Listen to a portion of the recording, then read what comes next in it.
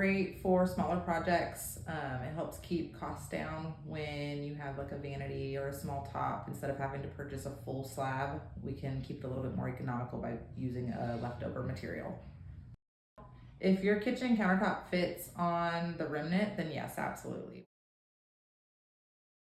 We can go one of two ways. You can call in and we can schedule a time for me to come out and get measurements and go over some details with you, or you're welcome to walk in if you have measurements that you've drawn or someone else has drawn for you.